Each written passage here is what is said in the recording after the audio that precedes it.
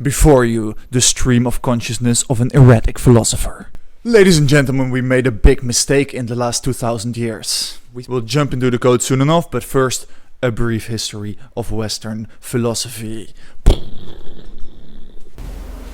During the last 2000 years, we've spent so much time trying to understand the way the world works in itself. All these debates between philosophers who were fighting like generals on a battlefield.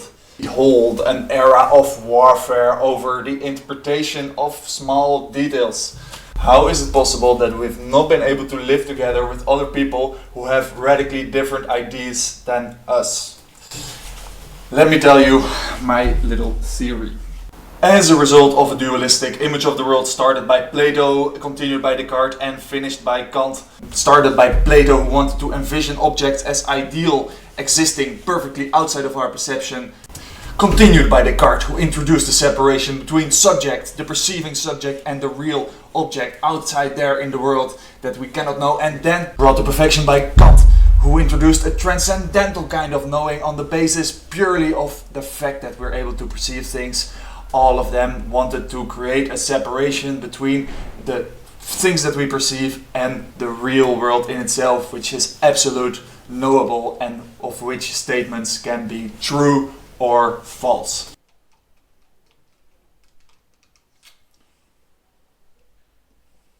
When we reached the last century, there's been a kind of shift in the way that we do philosophy. And there's been a huge school of people who, instead of wanting to understand the way things are in themselves, a shift away from this paradigm to one where we're exploring whether or not it would not be possible to build a philosophy purely on the basis of these perceptions alone.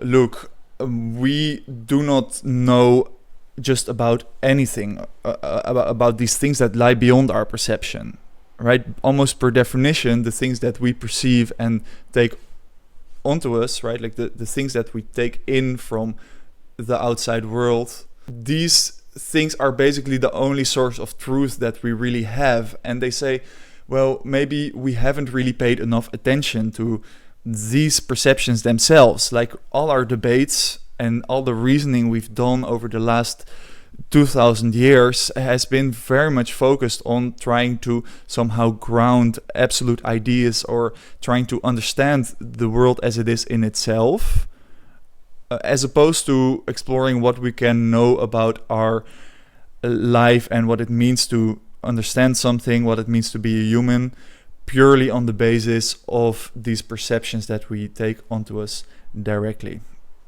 And this theme that happened in metaphysics, where we've sort of stopped wanting to understand the way the world is in itself, where we've sort of given up on that quest, also has its parallel in the philosophy of logic. I think this is just such a valuable thing to contemplate, because it's really something that can draw you away from wanting to categorize the world always in two camps. You know, it's super easy when you're in a debate with somebody or in a discussion to want to think that one person is right while the other person is wrong.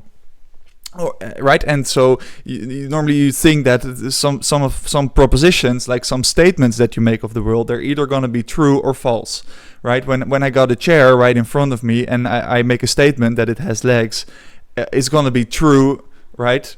If I say that the moon is red, then it's going to be false. And because in the real world it's so often the case that when we say something, it can either be true or false, paired with this background of wanting to think that things have a kind of truth or a kind of meaning in themselves, really sort of draws us away from some of the possibilities and some creativity that can come from considering different systems of logic. And the system of logic that I'm a really big fan of today is the one where some propositions, they can be true, they can be false, but it's also possible for them to be both true and false at the same time. Or they can be neither true or false. And in that case, I mean, there's just a limit to your knowledge about a thing. And so let's jump into the code together and take a look at how considering these different systems of logic can actually have some pretty cool practical applications. So just a recap of last video. We defined true and false just purely based on functions. Go watch that video or you won't understand this. We defined equal, which is just a way to compare two statements. So it's a function from this capital letter bool, of which this is an instance of bool and this is an instance of bool, to some small letter bool. So that can be actually true or false in Python. You use it like this. For example, we've defined these connectives and, or, not, and true. It should be equal to true, right? Then we got into the interesting stuff. We defined our own version of if. So this if, it basically allowed us to construct predicates like this, where we didn't really give a meaning yet to this type of expression, but at least we were able to evaluate something like this expression here. It would return the first part. So now we associated it with an action in this particular statement. And if we passed false, then it would return the second part. And now we're going to use then in order to get a little bit closer to defining things and properties. So this is kind of like classical predicate logic, I suppose. But in this case, I'm saying, well, if I'm a swan, then these are all the properties that hold true of this particular thing. And these are all the things that are not true. And so this is why I wanted to give you that introduction on philosophy. Obviously, this sort of matches up with that idea that things do not have to be true or false, or that some statements that may appear contradictory are not always necessarily so. In principle or theoretically, I could just basically put the same attribute here on the right side as on the left, and that would, I mean, in some cases, I suppose, still be meaningful. Maybe there are different descriptions or different ways that I could perceive the same object. On the basis of that, I wanted to make a separation in my program or philosophy between these between the things that we can positively say about a concept on the left side, the things that we can affirm of it, and the things that we affirm are not the case of it. And then evaluating these predicates, it comes in a pretty easy form. For example, I've defined 3 of them here. I'll get to this one in a bit. So first these two, is surely white or is not white. When we pass true into the thing, this will return the left side of the equation. Then this expression, so you give me a thing and I'm going to check whether it's true that that white is a part of it. That's the meaning of something being surely white. And similarly is not white, it's just the opposite. And so I've just abstracted the two here, where I'm saying, well, okay, from now on, it's not anymore the case that predicate is a function to Boolean, right? In some, if you've got some experience or knowledge on the topic, like you would expect that when you say is white a swan, that it would be either true or false. Here's my expression or my proposition, but for me, I'm saying my logic is different, right? I'm saying I'm not making that statement as that's not a property of my proposition that it is true or false. It's only when I'm wanting to make an assertion of it, when I'm evaluating that proposition, then I can get information on it. And it's also not the same thing that positive evaluation is the same or like diametrically opposed to the negative one, right? Because I can have some attributes here on the left side that could even exist on the right side. And so there is a room in between, as you can see that there are 4 options, right? Either it's true that a property holds of an object, or it's true that it doesn't hold, or it's not true that it does hold of that object, or it's not true that it doesn't hold, right? So you basically got like 4. You got 4 truth values now, not 2.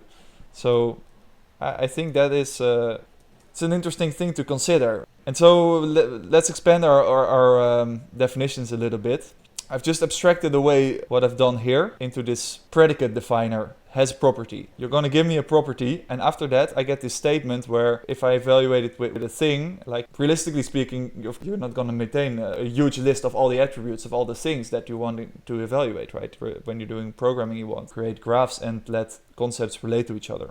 So I've just enabled this too, where I'm saying you can go down the graph in order to find your answer, if it is callable, right? Because all my objects and statements and things, they're all functions. Like I've redefined is white, it has property white. Then I can simply start writing my expressions like this. I've just enabled myself to inherit from different concepts. So I can construct an entire knowledge graph like this, where you're saying, well, how do I want to define my swan? Well, I just say, well, then it's a swan. Like it has all the positive properties, it has all the negative assertions. And then if I run my program here, you can see that indeed this large swan, I'm able to test whether this predicate, whether it's white, holds true of this object. And even though if I haven't passed it in explicitly, it's just like useful that it can. And so now I could use this syntax to really start stacking some maps of meaning. And obviously, this is not really the most optimized way to implement something, but definitely a really useful and cool concept, and something that you can do with these functional truth values that are not possible when you just define your Boolean as 0 or 1, true or false.